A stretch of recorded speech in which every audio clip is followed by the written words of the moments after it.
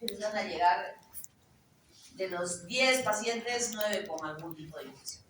Entonces, eso hace que aprendan bien desde lo profundo de aquellos microorganismos que son responsables de producir las infecciones y que tenemos que, al conocerlas bien, obviamente vamos a poder resolver correctamente el problema.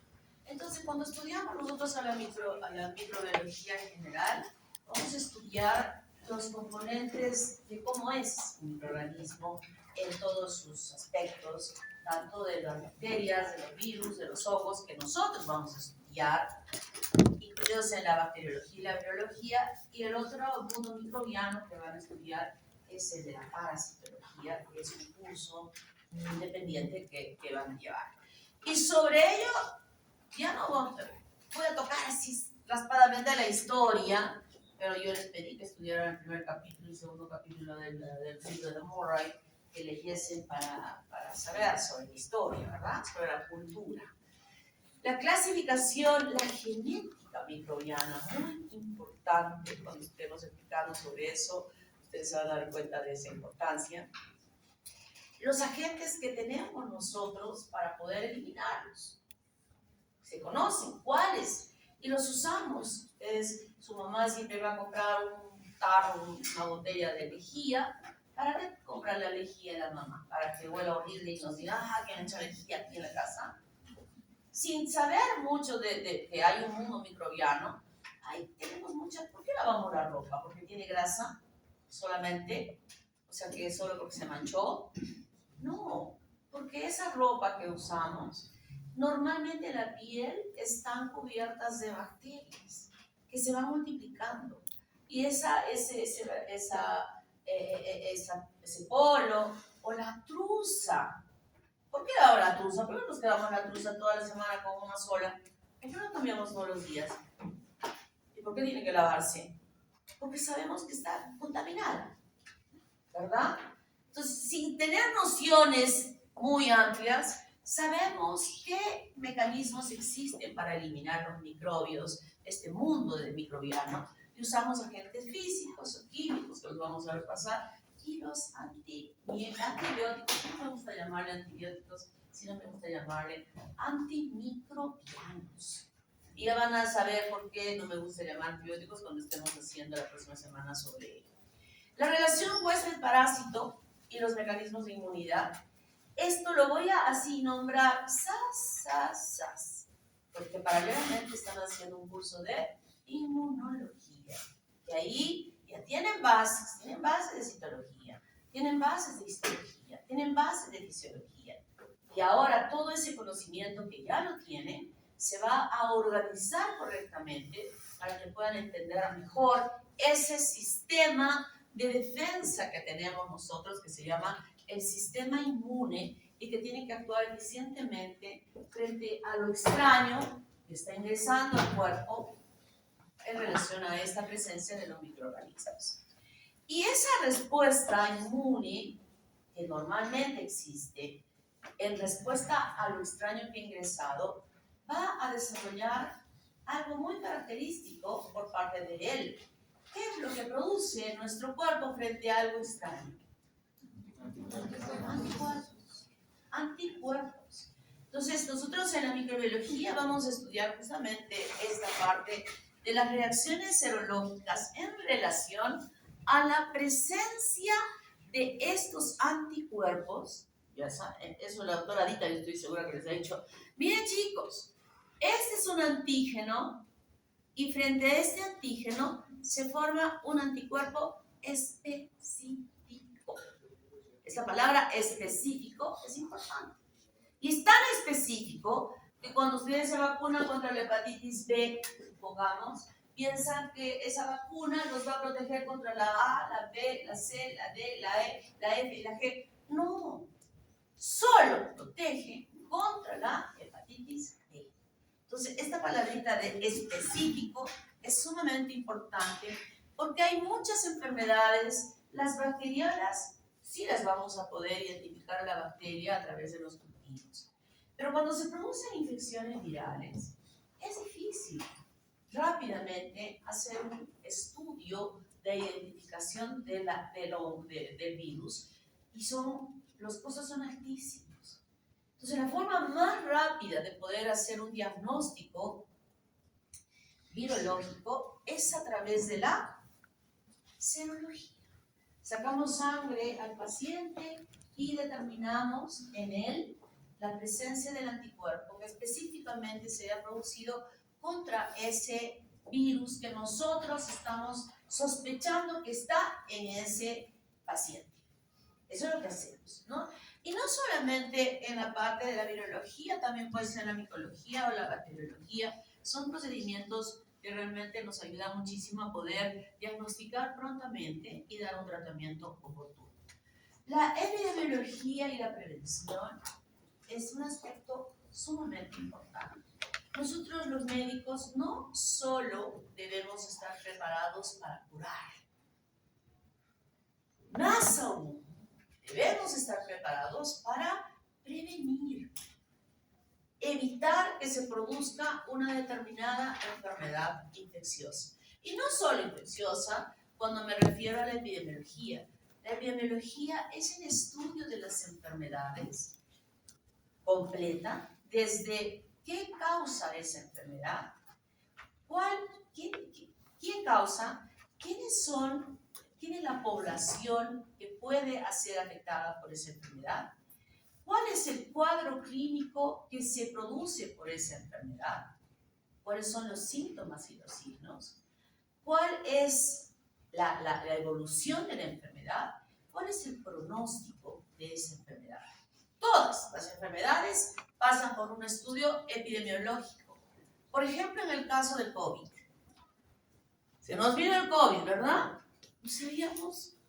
Todos pensábamos que...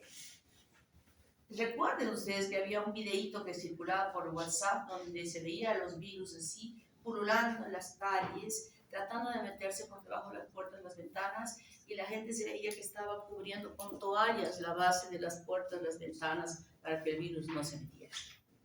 Si ustedes recuerdan cómo estaban vestidos los médicos y las enfermeras que trabajaban en los hospitales, parecían astronautas, ¿verdad? Y nosotros, yo particularmente, yo no salí de mi casa hasta que recibí la primera vacuna. No salí, encerrada, venían y dejaban la comida en la puerta y yo pagaba por Yape, por WhatsApp, se iban y toda enmascarada, con guantes, metía las cosas en la casa, o sea, todo eso, todos lo hemos vivido, ¿verdad? Nunca he sido más devota en aquella época como ahora a veces ni voy a misa, pero escuchaba misa en la mañana, en la noche, rezaba el rosario, igual se me iban muriendo mis amigos, o sea, hay misa, rozamos, o sea, era terrible, todos hemos vivido eso, ¿verdad? Épocas terribles. Y luego en la evolución del proceso de la enfermedad, se fue investigando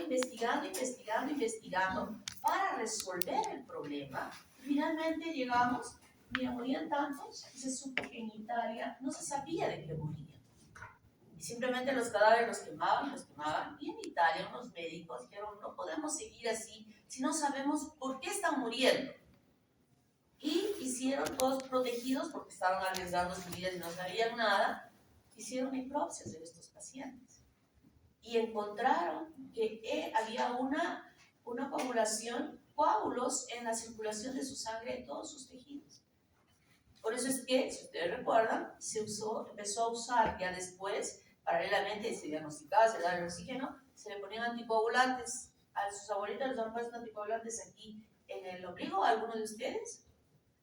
En el proceso empezaron a usar anticoagulante porque recién se supo cuál era la causa de muerte. Y entonces, después, ¿en qué quedamos al final como para prevenir el COVID? ¿Qué se hizo? La vacuna fue importantísima, se elaboró las vacunas, pero además ya como protección, ¿qué usamos? La mascarilla. La mascarilla, esa fue tanta cosa que habíamos, yo me acuerdo que el otro día no me creo que he botado una caja de estas cosas de plástico que ¿se acuerdan que teníamos un sitio de día con una amiga? si esto ya para qué, yo no creo que venga otra manera. Dije, ya, mucho gusto. Y finalmente solo de esto. Eso que se hizo se llama estudio epidemiológico. ¿Para qué? Para prevenir. Y eso hacemos en todas las enfermedades. En todas, no solo infecciosas, en todas. Eso van a estudiar en el curso de epidemiología que tiene. Entonces, el espectro microbiano, el mundo microbiano, está conformado por organismos acelulares, que no son células.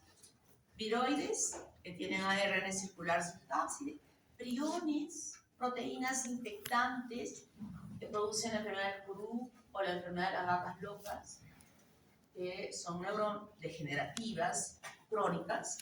Los virus, que solamente están conformados por genes y por proteínas que la protegen. Los bacteriófagos, que son virus que infectan a las bacterias, a las células de las bacterias. Las bacterias, células procariotas. Y sí es una célula. Ustedes han estudiado biología celular y genética, la diferencia que existe entre una célula procariota y células eucariotas, ¿verdad? Y aquí, como eucariotas y dentro de este mundo microbiano que hace daño, están los hongos y los parásitos. Nosotros vamos a estudiar hasta aquí. Y la parasitología la van a estudiar en un curso aparte. Entonces, historia que ya la han leído, yo voy a decir unas cuantas cosas. La estructura, muy importante, esto sí vamos a conversar. Aquellos agentes que están ya estudiados y químicos para eliminar a los microorganismos. La terapéutica. Estas sustancias físicas y químicas, algunas pueden usarse externamente, como por ejemplo el isodine, que tiene yodo, y que podemos aplicarlo sobre la piel externamente, pero incluso diluido, porque completo es tóxico y irrita la piel. Pero, ¿qué sucede dentro? Yo no puedo tomarme yodo porque tengo una infección intestinal. Entonces, esta terapia microbiana ha sido el resultado de las investigaciones para permitir que estos medicamentos antimicrobianos, para destruir esas células de los microorganismos que son dañinos, puedan utilizarse dentro de nuestro cuerpo. Y no es tan simple.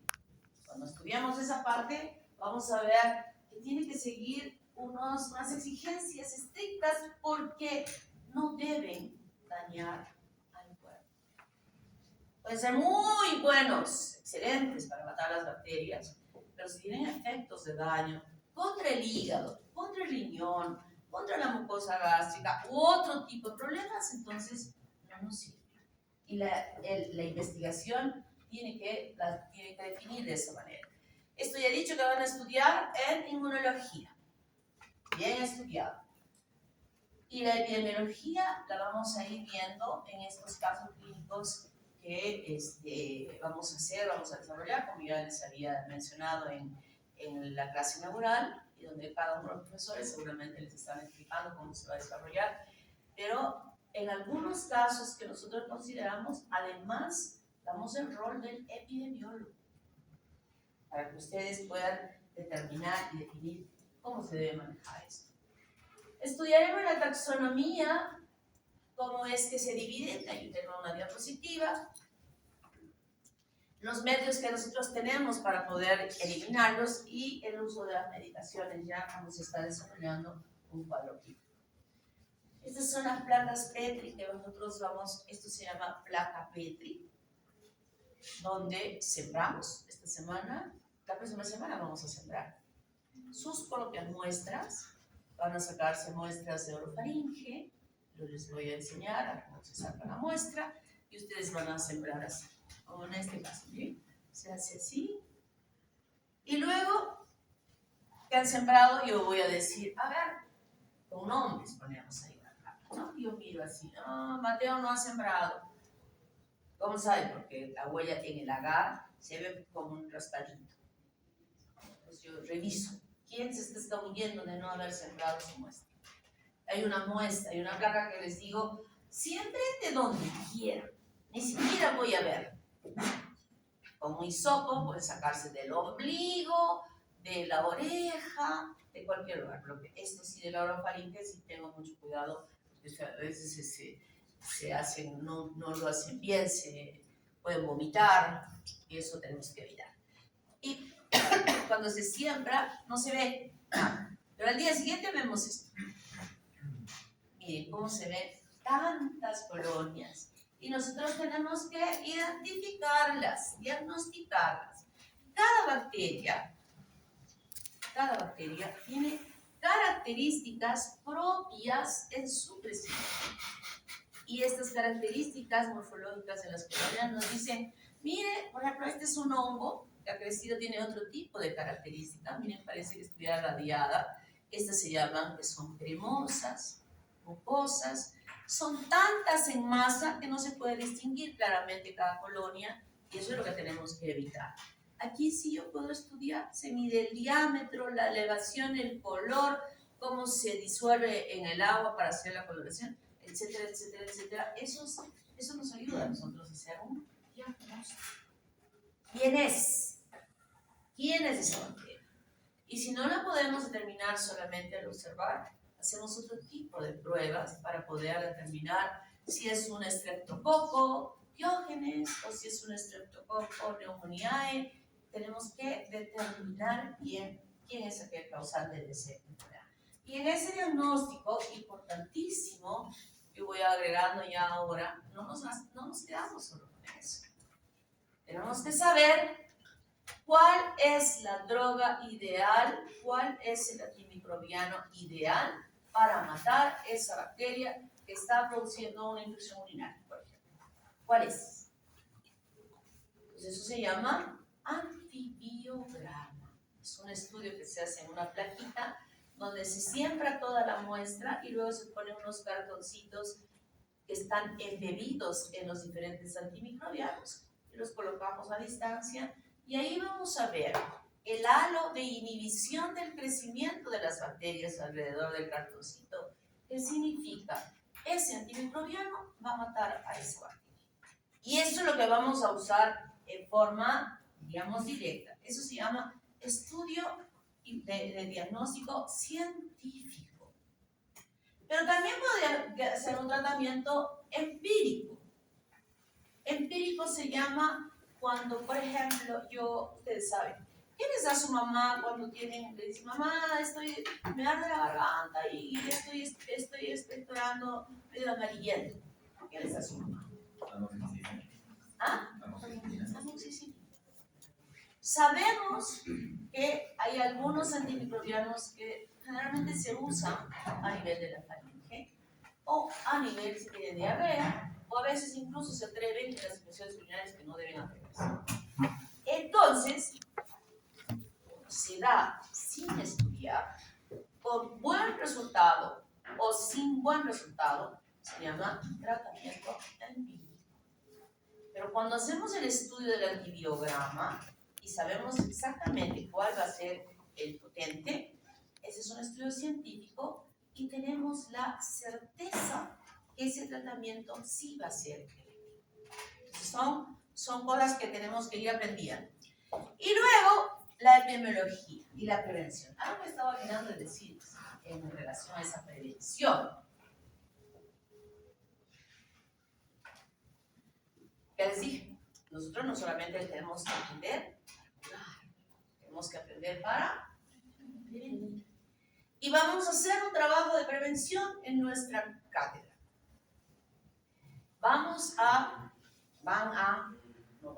Yo ya lo tengo instalado. Van a instalar en sus baños un dispositivo que se llama el Toilet Shower. ¿Okay? Es un dispositivo de Toilet Shower. Una manguerita, una duchita que se va a conectar. Yo le voy a mandar la foto. ¿Quién es el delegado de esta clase? A ver, ¿quién es el delegado? Esa ducha va a servir para hacerse una higiene prolija del periné y del ano después de que hagan deposiciones. La causa de que se produzcan las infecciones urinarias es la presencia de bacterias, las más frecuentes, la más frecuente diríamos, Escherichia coli, que se encuentra en las heces de las personas. Y este Escherichia coli, así se baja en todo el rollo de papel higiénico a limpiarse. Se limpia, hay un poquito todavía, sigue limpiando. Su mamá le dice, oye, ¿por qué no tienes papel si ya ayer nomás te he puesto un rollo? No, porque ha entrado al baño y está limpiándose.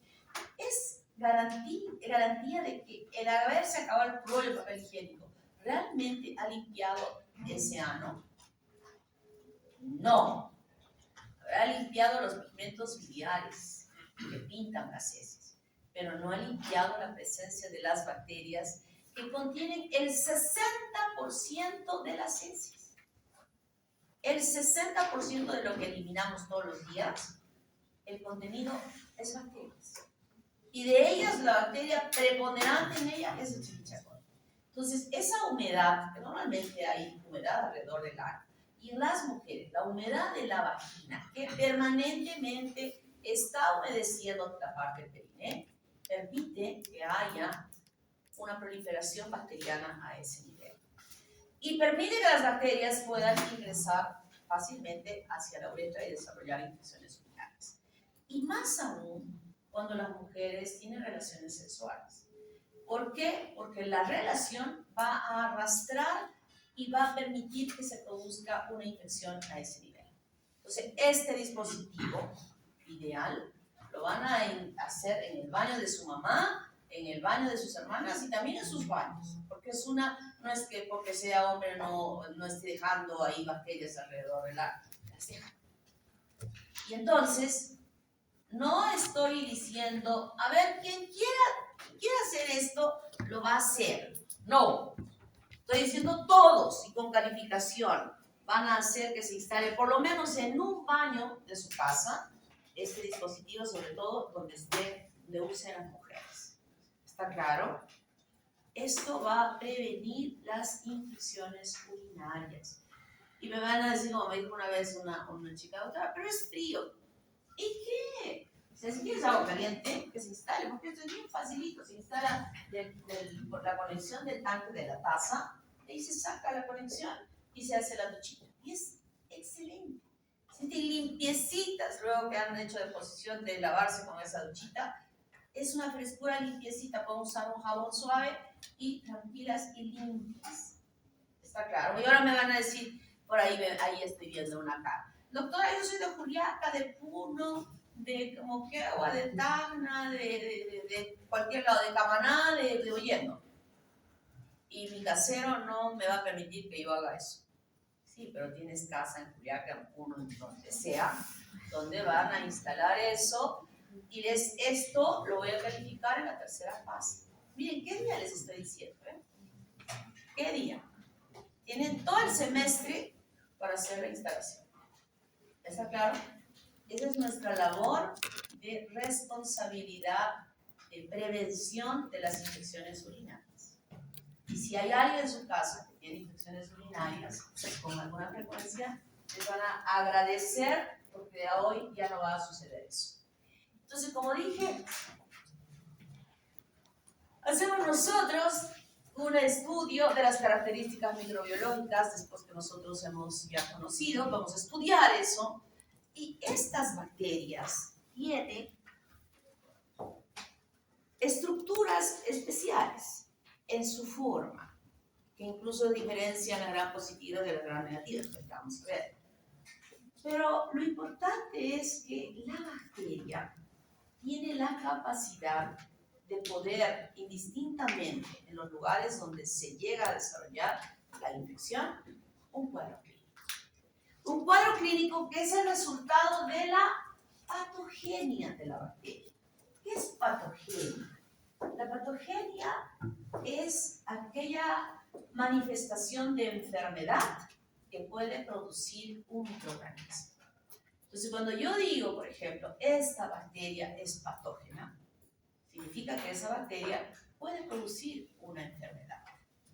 Que se traduce la enfermedad en un cuadro clínico con síntomas y signos que evidencian ese cuadro clínico. Por ejemplo, he dicho que Escherichia coli más o menos el 60% de las heces. ¿verdad? ¿Es una bacteria patógena? ¿Es patógena o no es patógena? Escherichia coli. Está dentro de nosotros. ¿Estamos con diarrea? ¿Es patógena? No es patógena. Escherichia coli no es patógena cuando está dentro del tubo digestivo. Escherichia coli es patógena cuando se fue, quienes no van a instalar y van a tener al menos un punto en su tercera fase por no haber instalado el dispositivo, y se pasó la bacteria hacia la uretra y desarrollaba un cuadro clínico de infección urinaria. Escherichia coli en un lugar que no es su hábitat normal, ¿es patógena? Sí es patógena. ¿Está claro? Entonces, la patogenia se traduce como aquel cuadro clínico que puede producir una bacteria. Y nosotros vamos a hacer ese diagnóstico. ¿Quién es? ¿Quién es esa bacteria que está produciendo esa infección urinaria? Y habíamos visto en esta semana que estamos haciendo las clases de prácticas, hemos estudiado la orina, la muestra de orina, hemos visto el sedimento de orina, y hemos visto bacterias, ¿verdad? Hemos visto bacterias. Estamos, primer paso, decir, ¿la paciente tiene infección urinaria? Sí tiene infección urinaria porque tiene un sedimento patológico. Ahora, tenemos que, le voy a dar tratamiento empírico. Le doy tratamiento empírico a la señora que está con infección urinaria. Sí, inicialmente sí. Inicialmente le he dado un tratamiento empírico. Pero antes de decir, y le voy a decir, señora, el resultado de su sedimento es patológico, tiene usted infección urinaria. Tiene que tomarse una muestra nueva, y si yo ya sé, como médico, para no perder el tiempo, que veo que el cuadro clínico que habíamos visto, disuria, poliacuria, orina fétidas, fiebre, etcétera, etcétera, yo en mi orden pongo el nombre del paciente y digo sedimento urinario y pongo cultivo y antibiograma si es positivo. Entonces, cuando el médico, el laboratorista, el patólogo clínico ha evaluado, dice que hay infección. Entonces, agarro la muestra y cierro. Necesito hacer eso, la identificación. Pero ya el médico le ha dicho, señora, si es que le dicen al laboratorio que el sedimento es positivo, va a empezar a tomar esta medicación hasta tener el resultado del antibiograma. Entonces, cuando llega el antibiograma, de pronto lo que ya le estuvo dando inicialmente como tratamiento empírico, sí era bueno de acuerdo al resultado. Entonces, continuará con el tratamiento. Pero si ve que no, va a tener que cambiar la terapia antimicrobiana para resolver el problema infeccioso de esa infección urinaria. Si entonces estaba pensando en ese momento, y entonces, ¿para qué le damos ese empírico si no le estaba haciendo? Algo le estaba haciendo así, ¡zas! A la bacteria. ¡Zas! Le daban patadas en la canilla a la bacteria. Como que no le dejaba seguir evolucionando en el cuadro clínico. Y tenemos que hacer. Si voy a esperar el cultivo 2 días, señora, puede hacer una septicemia. Y solo la infección estaba acá, puede hacer una pielonefritis. Pues tenemos que empezar con tratamientos empíricos mientras esperamos, y el tratamiento va a permitirnos curar al paciente, y tenemos que hacer el control. Estoy refiriendo a esa infección urinaria, de esa evolución del tratamiento y la evolución del cuadro. Y aquí les voy presentando unas bacterias. Aquí está Neisseria gonorrhoeae. Esto que ven ustedes acá son leucocitos. Y esto que ven aquí, estos puntitos que parecen puntitos que son diflococos, esta es la Neisseria gonorrhoeae. No se ve. Ahora sí, el color rojo no se ve tampoco. Ahora, estos son leucocitos. Y estos puntitos que ustedes ven acá, están separaditos, y se ven, son intracelulares, se ven en la célula, por eso está pegadito acá, son las Neisseria gonorreae, que producen la enfermedad de la gonorrea. El día, ¿cuándo es? El día viernes, ¿no? Es 14. Se van a ir a la FIA. ¿Quién se va a ir a la FIA? A ver, levanta la mano. Nadie. ¿Qué estudiosos, chicos? No van a ir. Bueno, los que no ustedes, sino los de las otras escuelas, no van a ir. Esos se van a ir. Y van a tomar, yo veo a veces cuando juntan las vasos, cuando iba, hace años que no voy, como hacen la torre de vasos, ¿no? Van bebiendo, pierden la conciencia. Y después al día siguiente amanecen en un cuartucho de un hostalucho ahí, el chico, y la mamá, pobre mamá, ¿no? ¿Qué pasa? Y ni siquiera puede ir a denunciar la no aparición de su hijo porque la policía ni caso le va a hacer a la señora. Señora, ¿dónde está su hijo borracho? Que espérese, ya aparecerá. ¿Qué policía? ¿En qué comisaría el día 14 van a recibir una denuncia de un chico que no aparece a las 3 de la mañana?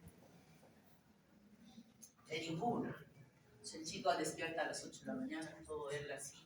Dice, ¿dónde estoy? Ya se va a su casa. Hijito, ¿qué ha pasado? No, papá, me he quedado con unos amigos que hemos estado ahí. Mentira. Así de verdad. Y a los 3, 4 días de haber aparecido, el chico empieza a sentir ardor en la uretra, cuando micciona le arde, y de pronto empieza a ver que su truza, porque los varones no ensucian la truza como las mujeres que tenemos secreciones, las manchas así en su truza.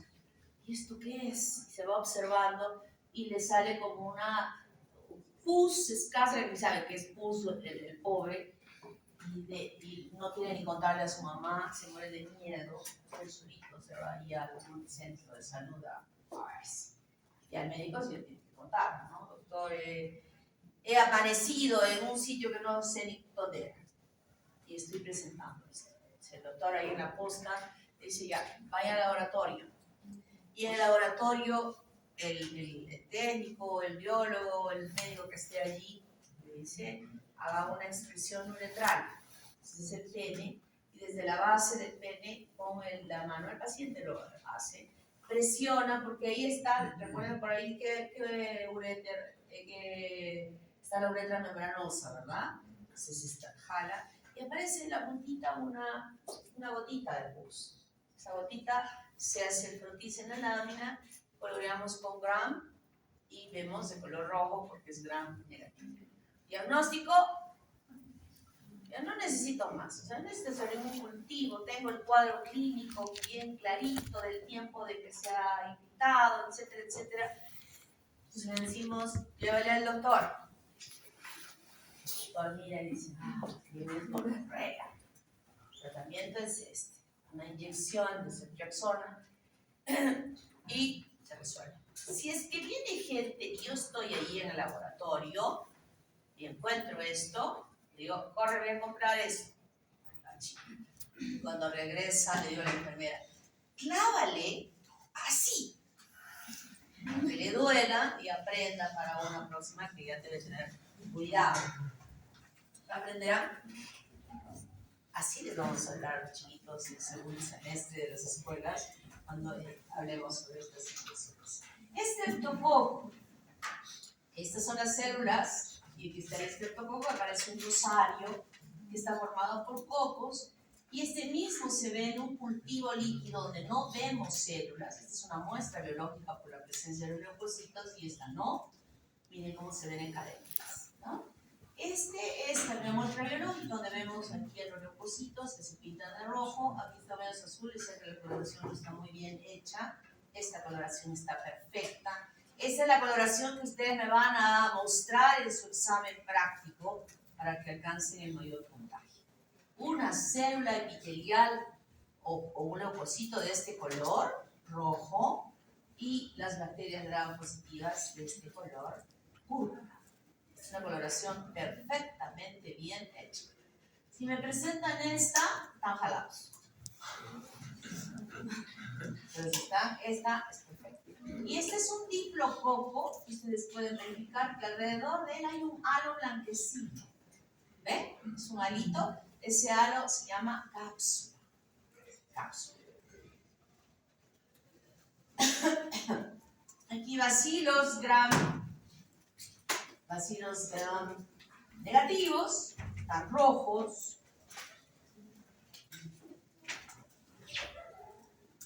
Aquí hay un bacilo que nos muestra unas estructuras bastante especiales. ¿Qué es esto? Estos pelitos que están acá se llaman fibrias y estos son los flagelos. Luego tenemos aquí un hongo, este hongo, que el hongo son células grandes, que no necesitamos verlas con inmersión, sino las vemos con aumento de 40. Por ejemplo, este es el Microsporum canis, que produce infecciones de las dermatofitosis. Esto vamos a hablar más adelante, este es un medio cultivo. Y estos hongos, los dermatofitos, se nutren de queratina. Y queratina tenemos en la piel, tenemos en el pelo o en la uña. Miren cómo la uña se va dañando, pierde el color, se engruesa, se vuelve polvosa y la raspamos fácilmente, se sale. Y es común en las personas mayores, porque ya su sistema inmune no está bien y porque ya el pH de su piel y de las superficies es diferente y los hongos fácilmente pueden instalarse en él a desarrollar. Entonces este sábado que es feriado, ustedes van a ir a la casa de sus abuelitos y van a decir: abuelito, estoy viniendo a lavarte los pies. Claro que el abuelo va a decir: te hemos picado, seguro quiere algo de la herencia, ¿no? Y estoy casi segura, plenamente segura, que van a encontrar en alguna uña de sus pies, ya sea de la abuela o del abuelo, este daño en su uña. Pero ya les voy diciendo desde ahora que las terapias que curan esto, que van por vía oral, son hepatotóxicas, terriblemente hepatotóxicas.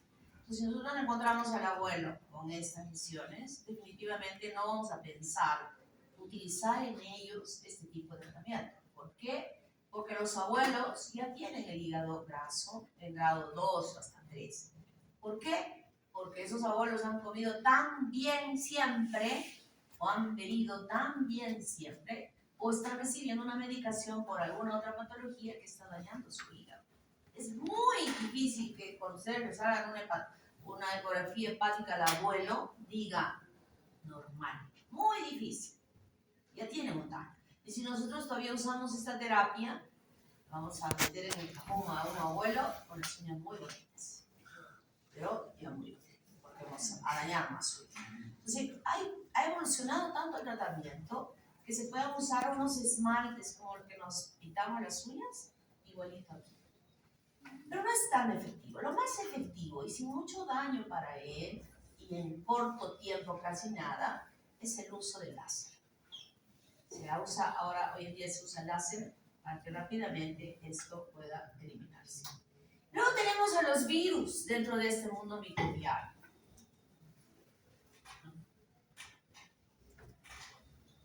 Un virus que tiene un genoma. Esta secuencia de bases, este es un esquema del genoma del virus del HIV. Y la secuencia de las bases de este genoma, en el caso del virus del HIV, es de ARN. Pero hay otros virus cuya secuencia de bases corresponden a ADN. Y por fuera de ella está protegida por una cápside que son proteínas. Y además está protegida externamente por una envoltura que lo obtiene de la membrana citoplasmática de la célula a la cual ha infectado, pero también ahí, en contacto con la cápside, hay proteínas. Y además, este virus tiene superficialmente unas espículas, que en este caso se llama la GP120. ¿Qué células se infectan con el virus del HIV? Los linfocitos CD4, ¿verdad? Entonces, en la superficie de la célula del linfocito CD4 hay una proteína que se llama CD4. Es así. Sistemáticamente es así. Y entonces viene la GP120. Aquí está mi CD4. Y encaja esta glicoproteína GP120 en ella en forma específica. Los receptores para estos virus son específicos. No existe el receptor CD4 en un hepatocito. ¿El virus del HIV podrá infectar un hepatocito?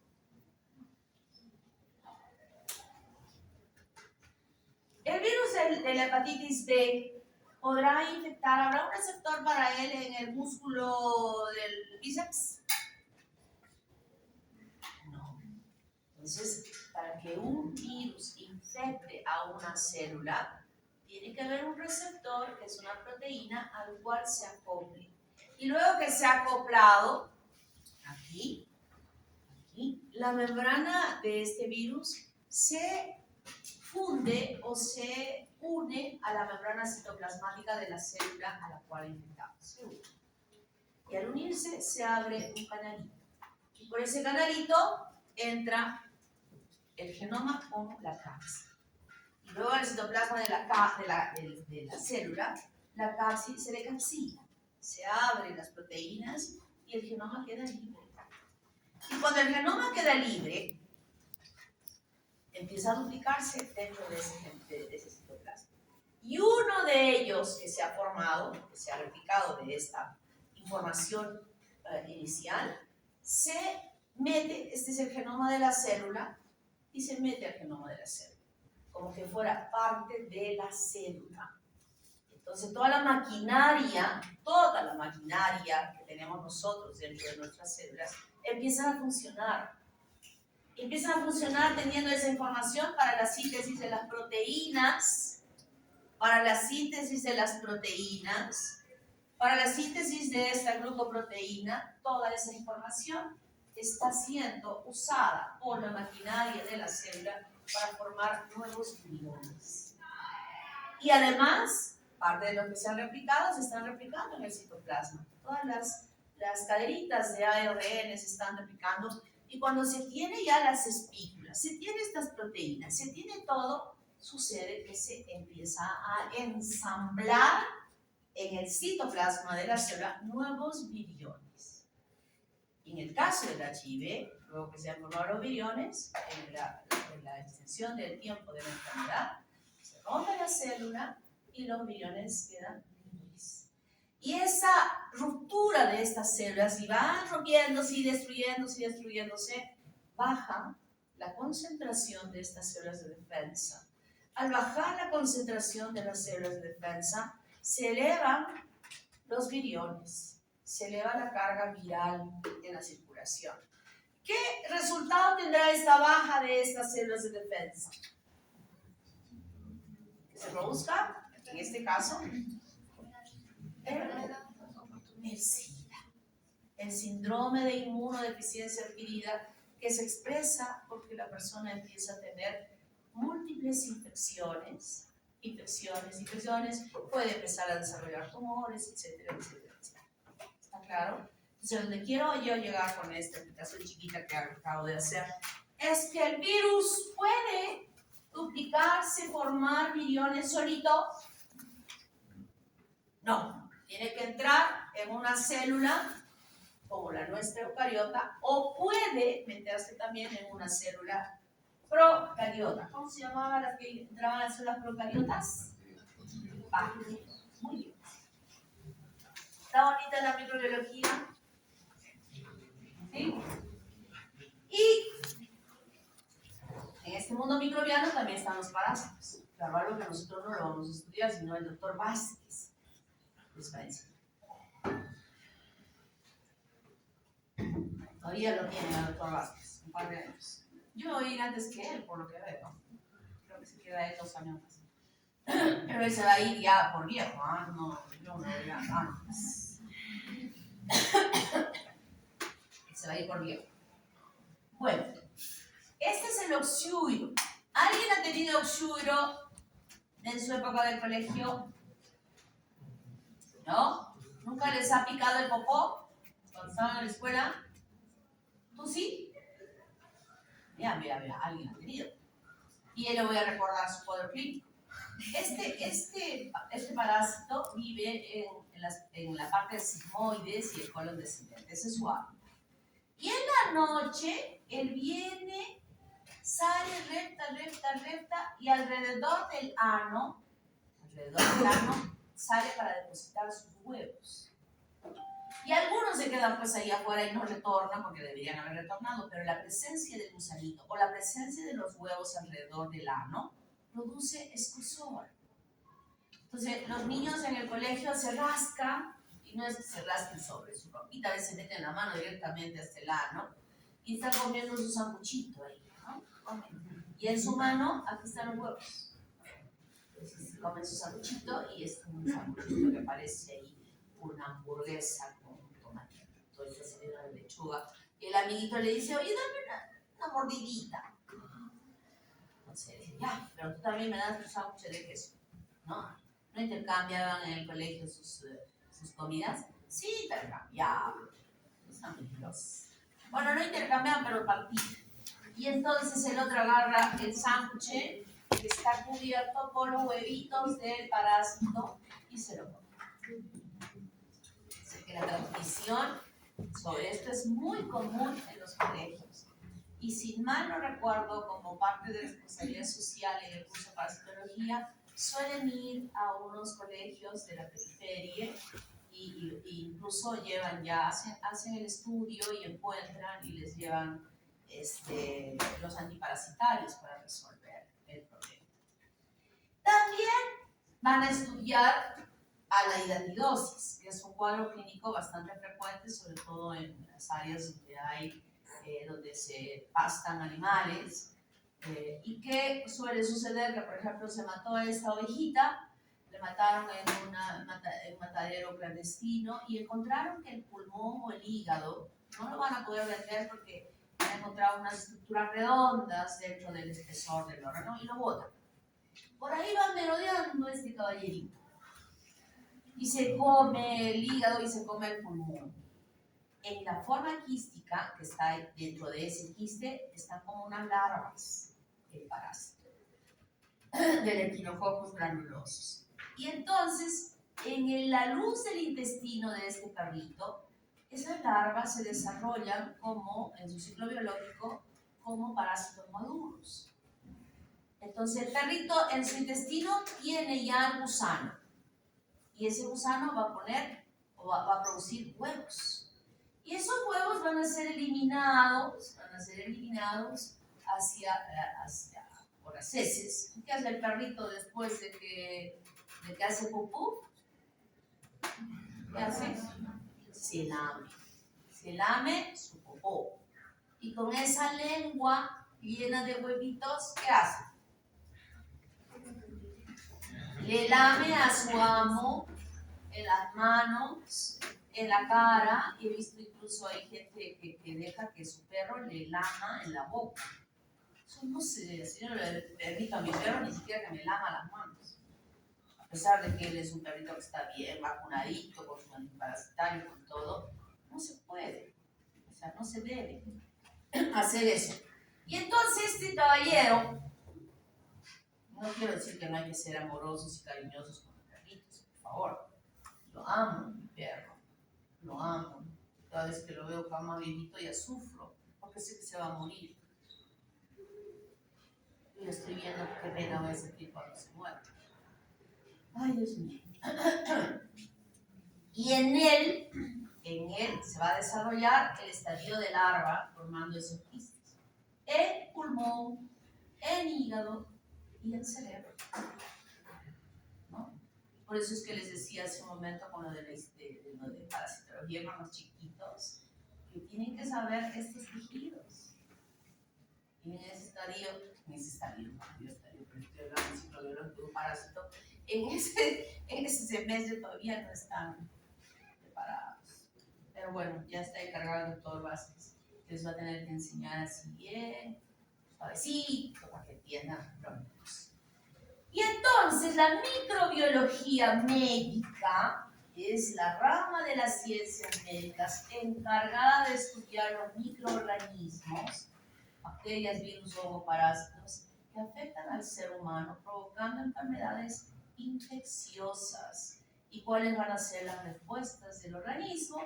¿Qué forma de prevención debemos establecer y cuál debe ser el tratamiento que nosotros vamos a hacer?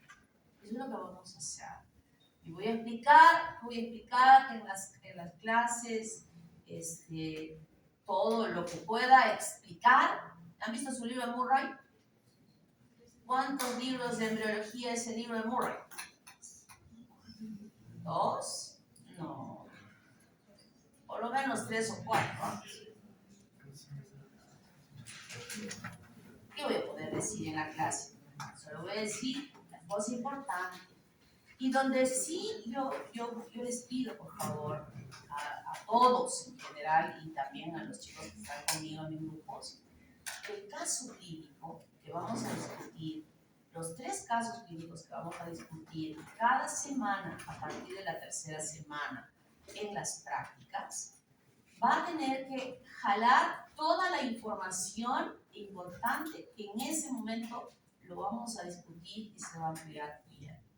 O sea, esa es la parte de la microbiología, donde aplicamos todo lo que vamos a estudiar, y que va a servir así con toda certeza para que ustedes puedan responder el 50% de su examen del CERUPS, el 50% o más de su examen para hacer el internado en el seguro, el 50% o más para su especialidad. Y se los digo en serio, bien en serio. Hace un año había un chico que tuvo actividad.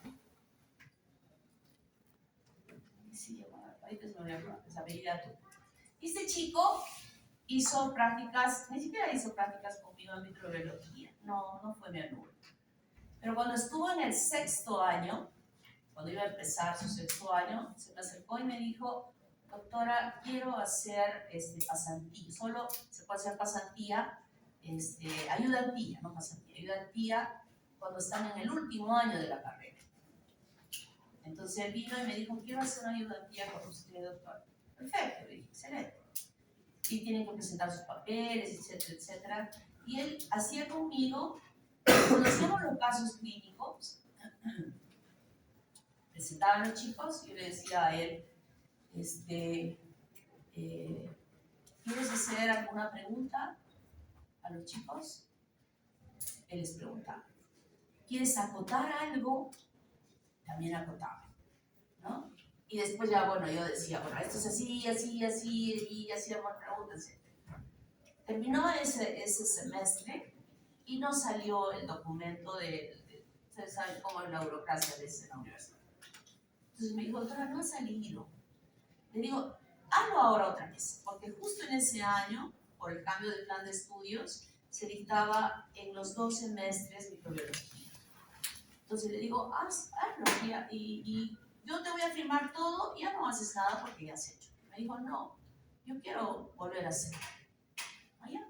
Perfecto. Me puedo acordar su nombre. Y entonces él volvió y hacíamos lo mismo. Como ya había hecho la primera, yo ya solo decía que él dirigiera el caso. Más responsable porque ya estaba en el 12º semestre. Y entonces, cuando hicieron el siguiente año, fue el examen para el internado, para el seguro, único en Lima, para todo el país. Y él fue el primer puesto de todo el Perú en ese examen, para el seguro social. El primer puesto. Entonces, cuando vino, y yo ni siquiera sabía, yo no sabía. Y yo me enteré, me dijo, hay un chico que es el primer puesto de la Católica. Y dije, ¿quién será? Y de pronto veo mi WhatsApp y me dice, me escribe, ahorita voy recordarme, quiero estar solo. Su apellido sí sé que es Tupa, pero ¿cómo me puedo olvidar? No es justo que me olvide. Paulo, ya lo, Paulo. Y me escribe Paulo y me dice, doctora, he ingresado al seguro. Qué bueno, me alegro. He ingresado en primer lugar. ¿En serio? Y como yo sabía que era un solo examen. Y me dice, gracias. Porque lo que yo he respondido en ese examen ha sido en base casi, él me decía que el porcentaje mayor con microbiología. Y el que yo haya repasado, claro, él, como yo quedar mal pues, con los chicos que estaban llevando microbiología, entonces él leía y cuando él opinaba decía cosas muy interesantes. Él estaba no solo leyendo lo que decía su libro, sino investigaba más. Y me dice, doctora, casi el 80% de las preguntas las he respondido con todo lo que yo estudiaba en microbiología. ¿En serio? ¿En serio? ¿En serio, doctora? Así es que, por eso también les digo, hay que estudiar bien. ¿Y quieren hacer ayudantía?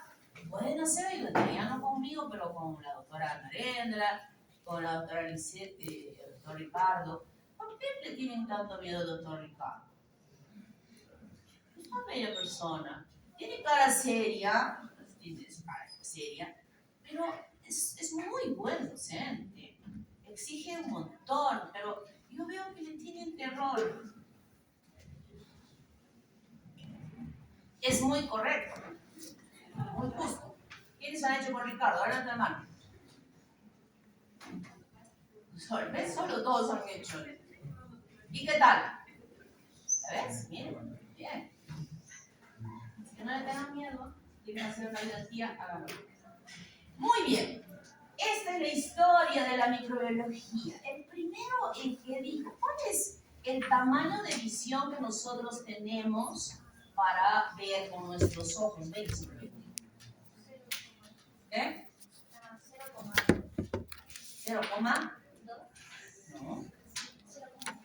0,1 milímetro. Por debajo de 0,1 milímetro ya no vemos. O sea, ya quien vea por debajo de esa dimensión ya es de otro planeta. Porque no podemos. Pero este señor von Leeuwenhoek, él, en 1674, dijo, debe haber algo que no vemos. Y elaboró unos lentes, unas lupas, que permitieron ver que efectivamente, debajo de la visión que normalmente tenemos, se podían ver estructuras. Él fue el que inició la microscopía, con él es que apareció la microscopía. Y a lo largo de todos los años, no solo con la microscopía, sino con las vacunas, Koch con las enfermedades específicas, Fleming habiendo descubierto la penicilina. Increíblemente como descubrió Fleming, yo les mostraba esa plaquita de Petri, y sembraba, Fleming sembraba, y de pronto no creció. Y al lado de la colonia había una colonia grande, verdosa. Claro, pero si yo he sembrado bien, ¿por qué? Pues a pensar. ¿Tendrá que ver esta colonia grande en que mis bacterias que he sembrado bien no hayan crecido? Entonces volvió a sembrar poniendo eso. Se picaba la colonia del hongo, le ponía a un ladito y no crecía. Y donde no picaba él la colonia, crecía. Y así fue descubierto la penicilina en forma, diríamos, accidental, de que este hongo producía una sustancia que inhibía el crecimiento de los microorganismos. Y él y muchos más a lo largo de los años, y aquí en esta historia deberíamos ponernos también a los que han estado estudiando perfectamente sobre el COVID y han podido detener la pandemia, que pudo haber sostenida si es que no habían científicos que estudiaron y analizaron la epidemiología de esta enfermedad y pudieron detenerse. Y la evolución de los esquemas de clasificación a través del tiempo también es importante. Plantas y animales. A nosotros nos interesa habernos quedado en esta etapa, en las procariotas y eucariotas, pero luego siguieron clasificando, para tener ya más claro este tipo de clasificación. Y entonces tenemos la diferencia importante entre lo que es una célula eucariota y una célula procariota. Creo que a usted no necesito explicarles esas diferencias, ¿verdad? O todavía, no creo. Ha tenido todo un curso que la doctora Dita les ha dado para hacer esa diferencia, muy importante, en relación a esta célula totalmente involucionada. ¿Y por qué digo involucionada si comparamos a esta? Y lo digo por esta razón chiquita, de una de las tantas, en que cuando nosotros nos alimentamos, comemos. Hoy día, por ejemplo, ¿qué has desayunado, Mateo? Palta y pollo. ¿Y qué más? ¿Ah? Jugo de fresas. ¿Qué más? ¿Y pan? ¿No? Entonces, ahorita ¿has comido bien o has tragado? Comí minutos antes de la clase. O sea, ¿has comido? Podría así decirlo. No, yo creo que has tragado tu desayuno, ¿no? Porque 10 minutos todo eso no se puede. ¿Para qué sirven estos dientes? No solo para mostrarlos así cuando sonreímos, sino para esto. ¿Para qué sirve esto? ¿Qué utilidad tiene esto en la comida? Fragmentar a moléculas más pequeñas. ¿Eso se ha hecho Mateo? Mateo ha hecho así, ¡zas, zas, zas, zas! Y ahora el pobrecito su estómago está ahí dando vueltas a ver con los ácidos. Fragmentaremos un poquito más en todo ese movimiento del estómago, ¿no? Está fragmentando. Esa es la idea del estómago con los ácidos, el ácido clorhídrico. Fragmentar aún más los alimentos en el estómago. Y luego pasan al duodeno. ¿Quién pasa al duodeno primero? De lo que Mateo ha comido. El jugo, dentro de los tres componentes que ha comido, que han sido carbohidratos, ha sido proteínas y grasa, ha comido palta. ¿Cuál de los tres ha entrado primero al duodeno? Los carbohidratos, ¿verdad? Los carbohidratos. Luego han entrado las proteínas y luego los lípidos. Todavía tus lípidos recién van a pasar tu palta, recién va a pasar en unas 3 horas. Y llega al duodeno. ¿Qué le ha pasado al duodeno con ese lípido ahí presente? ¿Qué ha pasado primero en el duodeno por el lípido de la palta? En la digestión. Ha estimulado la contracción de la vesícula biliar y ha liberado bilis.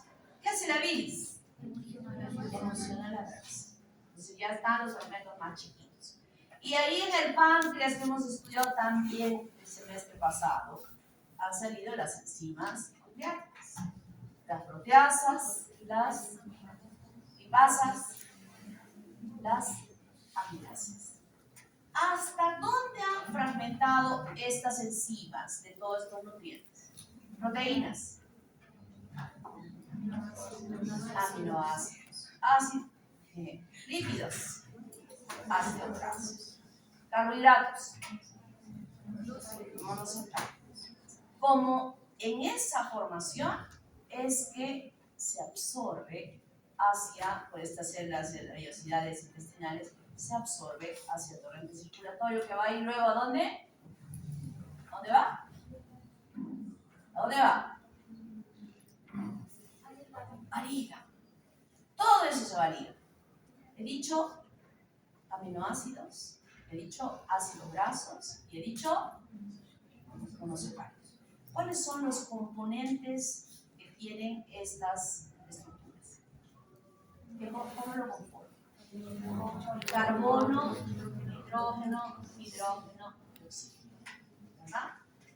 Esta bacteria, nosotros somos un medio de cultivo. Todos tenemos proteínas, tenemos grasa, tenemos carbohidratos. El medio de cultivo en el cual vamos a permitir su crecimiento, vamos a incluir todos estos nutrientes también. ¿Saben qué hace la bacteria frente a esto? Fragmenta, metaboliza. No hasta ácidos grasos, ni aminoácidos, ni monosacáridos. Fragmenta hasta los elementos que conforman estos. Fragmenta a carbono, a hidrógeno, nitrógeno, oxígeno, y después que ha fragmentado esos elementos, ellos arman la estructura del aminoácido, del monosacárido y del ácido graso. ¡Ojo!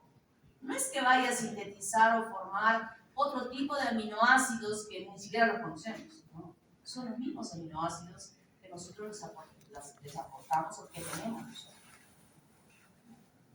Entonces es una célula totalmente involucionada, pero que tiene esa capacidad.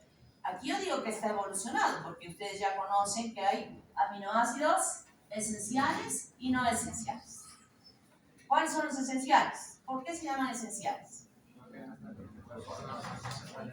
Porque nuestro cuerpo no lo puede producir. No es que, ¿y por qué crees que no lo puede producir? ¿En algún momento lo habría podido producir? Sí. Antes, nuestras células eran como de las bacterias, que tenían que formar esos núcleos. Pero en la evolución se vio que había ya hechos elaborados en los alimentos. ¿Y para qué me voy a dar trabajo de estar formando si yo lo puedo obtener del medio ambiente? Por eso es que ya no lo elaboramos. Y obviamente en este tiempo de evolución del ser humano es necesario que lo pueda tener, ¿no? Entonces, ¿y cuál es la diferencia? Miren, mitocondria. ¿Qué hace la mitocondria? Retículo endoplásmico rugoso. ¿Qué hace? Rugoso. ¿Qué hace el rugoso? Síntesis de proteínas. Listo. Síntesis de lípidos. Aparato de Golgi. Esta flecha debe venir para acá, ¿no? Antes se ha quedado en el aparato de Golgi. Aparato de Golgi. ¿No? Todo esto, todos estos organoides importantes por lo que ustedes me están diciendo, hay acá. No hay acá. Aquí no hay nada de esto. Ahora vamos a ver quién hace eso. Más adelante. La morfología son 3 tipos de morfología. Los cocos, que pueden unirse de 2, o que pueden estar en cadenas, o pueden unirse de 4 tetradas, o pueden unirse de 8 zarcitos. Estas y estas no son patógenas para el ser humano. Aquí sí. Y en esta filococo es la unión de muchos cocos que parecen un racimo de uvas y que sí es patógeno para el ser humano, ¿no? Aquí habíamos visto unas que serían criticadas. Los bacilos. Pueden haber múltiples diferencias en longitud, en espesor, en los bordes que estén en los extremos, y cada bacilo puede ser diferente en relación a la especie. Pueden unirse los bacilos, así como los estreptococos, formar estos bacilos. Pueden unirse, estar así, uno al lado de otro, en la empalizada, y esta posición muy típica, por ejemplo, la tiene el Corynebacterium lichtensteinae, y cuando visualizamos en una muestra biológica, nos ayuda a hacer el diagnóstico. Pueden ser flagelados, pueden formar esporas, ahora vamos a ver qué significa eso. Y las helicoidales o espiraladas, están las espiroquetas, que son bacterias muy largas, pueden medir 15, 20, hasta 30 micrómetros de longitud. Ustedes dirán, si tiene 30, puedo verlo. Si veo en la microscopía óptica, si un glóbulo rojo que tiene 7 micras, la puedo ver. No se pueden ver porque sí son largos, pero sumamente delgaditos y no se pueden ver fácilmente. Los espirinos son estructuras que tienen 1 o 2 o 3 ondas, nada más. Y los vibrios son así, como como una copa. Como una copa. Esa morfología, esas tres morfologías son las que nosotros podemos ver a través del microscopio con las técnicas de observación. Y aquí tenemos la microscopía óptica, la que estamos usando en el laboratorio, y que necesariamente para ver ya la conformación normal, sí estamos viendo en los exámenes en fresco, hemos podido reconocer a los bacilos, se ven los palitos, ¿no? Pero cuando vamos a verlas ya con coloraciones, definitivamente lo que vamos a ver es o necesitar es de una coloración. Y puede ver, esto hemos hecho en la primera práctica de esta semana, pero hay otros tipos de microscopías que facilitan aún mejor visualizar a estos microorganismos y podemos usar sustancias que emiten fluorescencia, como los fluorocromos, la fluoresceína, la rodamina, la uramina, que puede en el frotis de la muestra aplicar esta sustancia y con la microscopía de fluorescencia reconocer con mucha facilidad a estos microorganismos. La microscopía de campo oscuro se utiliza fundamentalmente para el treponema pálido. Esta bacteria, que es descrita aún desde la Biblia, la sífilis, hasta hoy no ha podido desarrollarse un medio de cultivo que le permita crecer en él. No se puede. Y cuando nosotros queremos visualizar a la bacteria en su morfología, la única forma es que nosotros podamos obtener la muestra de un chancro, que es la herida, la lesión que ocasiona esta bacteria, y hacemos un raspado de esa lesión, inmediatamente colocamos sobre la lámina y metemos al campo oscuro. Y se puede observar cómo la bacteria se moviliza, porque todavía tiene algo de supervivencia, y es reconocida por esta forma. Porque, como vuelvo a repetir, a ver esa niña que está riendo ahí, niña, cuidado, te saco de la clase. Microscopía de contraste de fases. Esto se utiliza en tejidos cuando se está evidenciando algún trastorno a consecuencia de la infección.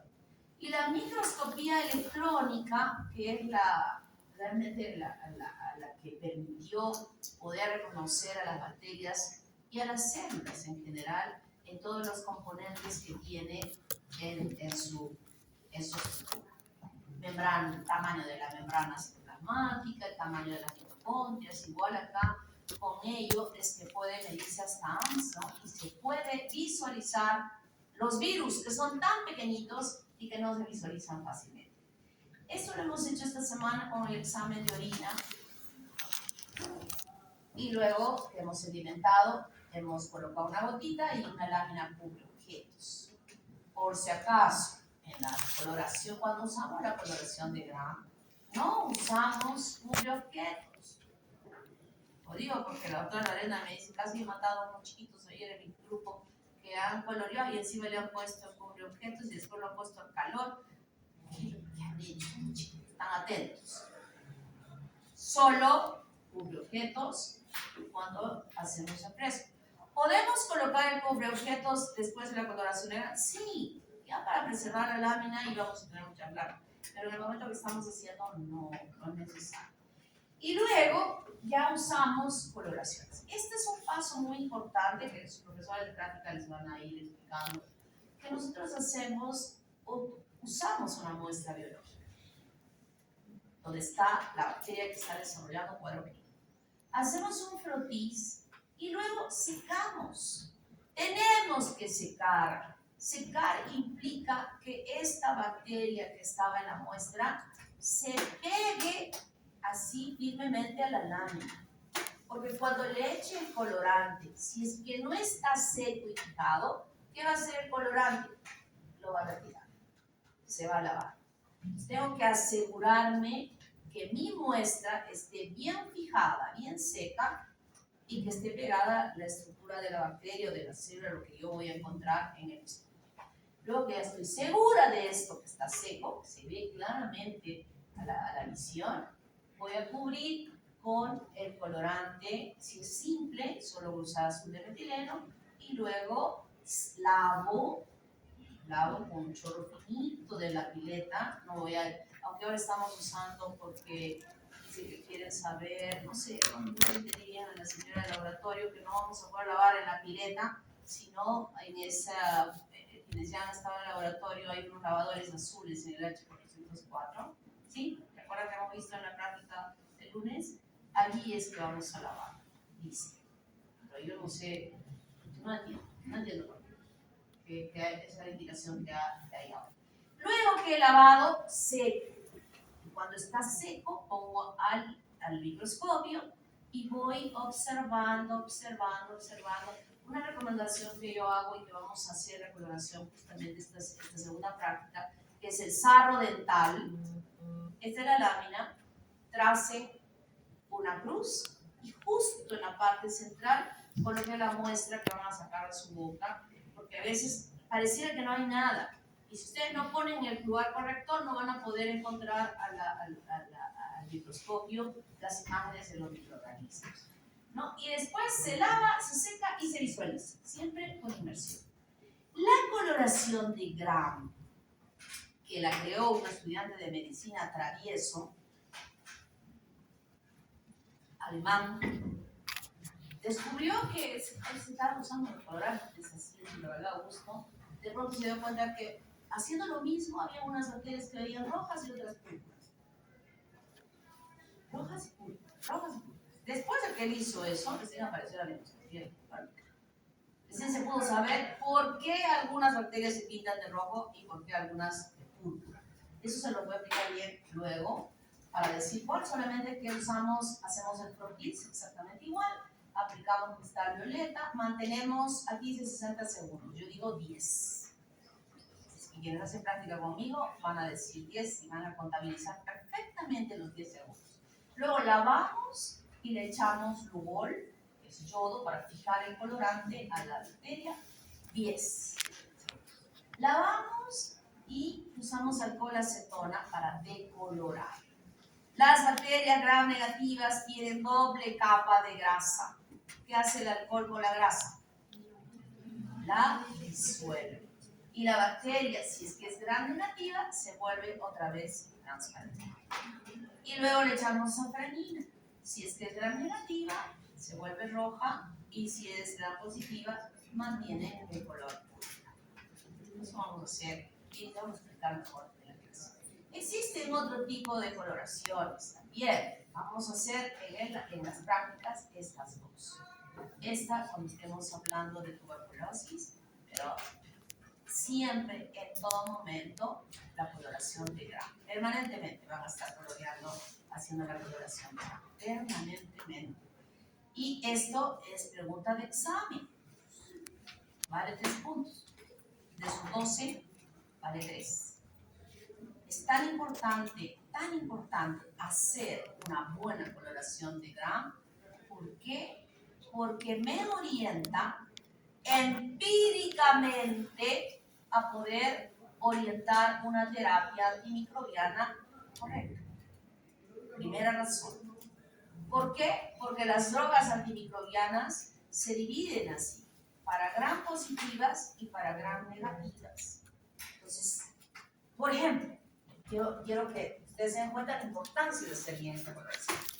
Tengo un paciente de 3 años de edad, un niño de 3 años que está convulsionando. Tiene fiebre. La mamá dice que 3 días antes estuvo doliéndole mucho el oído, que le llevaron a la posta y solo le dieron unas gotitas, ¿no? Ese es el antecedente importante. Oído. El niño empieza a convulsionar a partir de la conciencia. ¿Cuál es mi sospecha clínica? ¿Qué tiene el niño? Probablemente, con el antecedente que yo estoy mencionando, tiene una meningitis. Tiene una meningitis. Mi diagnóstico es meningitis y lo que tengo que hacer inmediatamente es saber quién está causando esa meningitis. Entonces le hago una punción lumbar y saco líquidos cefalorraquídeo. Mando al laboratorio. ¿El cultivo cuánto tiempo va a demorar? 2 días. ¿Dejo al niño convulsionando 2 días? Tengo que dar un tratamiento empírico, ¿verdad? Un tratamiento empírico.